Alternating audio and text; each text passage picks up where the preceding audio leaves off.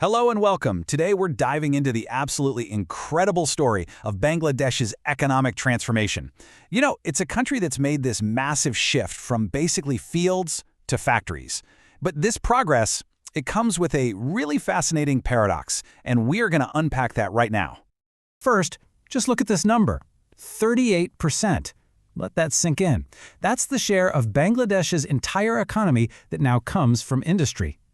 It's the engine of their growth, right? It's lifting millions of people out of poverty and really putting the country on the global economic map. That's a truly massive achievement. But, and this is the paradox, for a country with so much industrial might, Bangladesh ranks a shocking 168th in the world for ease of doing business. So how can an industrial engine run so hot when there's so much friction in the system? That's the core question we're going to explore. To figure this out, we really need to get inside that engine room. What does Bangladesh's industrial sector actually look like? What makes it tick? Well, it turns out one single sector absolutely dominates the entire conversation. Just look at the sheer scale of that blue slice. A staggering 80% of the country's exports are ready-made garments, or RMG. This concentration has made Bangladesh the second largest apparel exporter in the world. But you can probably see the issue here. It also reveals a critical vulnerability. The health of the entire economy is just overwhelmingly tied to the fate of this one industry. So what's fueling this fire? Well, Bangladesh has some incredible strengths going for it. It has what's called a demographic dividend, basically a massive, young, eager workforce. Its own domestic market is booming. It's actually set to become the 8th largest in the world by 2030. Then you add in a prime location right next to giants like India and China, and you can see why global companies looking to diversify away from China are very, very interested. But even with all those strengths, there's this great wall of challenges that's holding the country back from its full potential.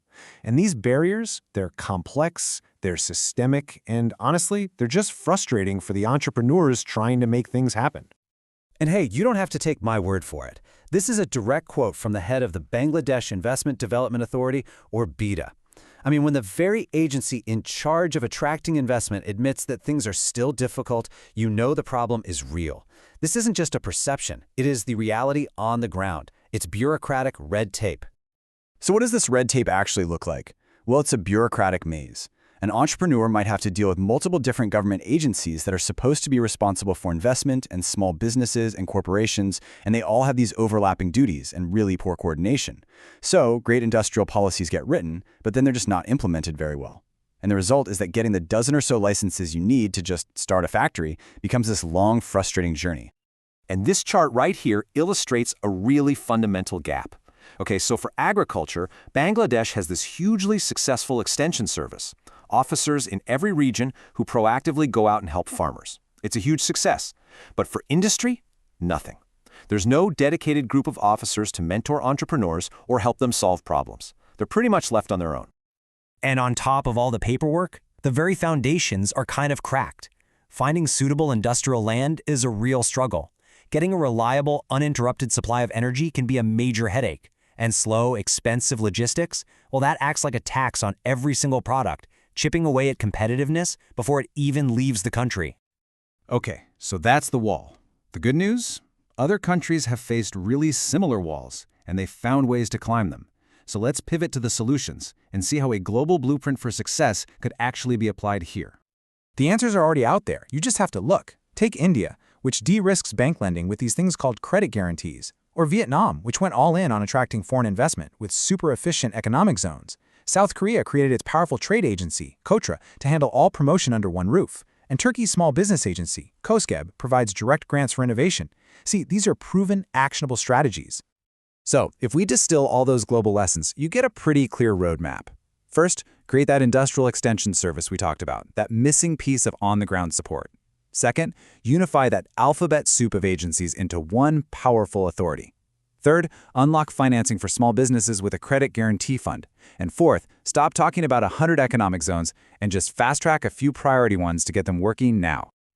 So why does all this matter so much right now? Well, because what's at stake here is nothing less than the country's entire long-term vision for its future. This is the ambition. By 2026, Bangladesh is set to graduate from the list of least developed countries, which means losing some trade preferences. The goal from there is to become an upper-middle-income country by 2031 and then a fully developed nation by 2041.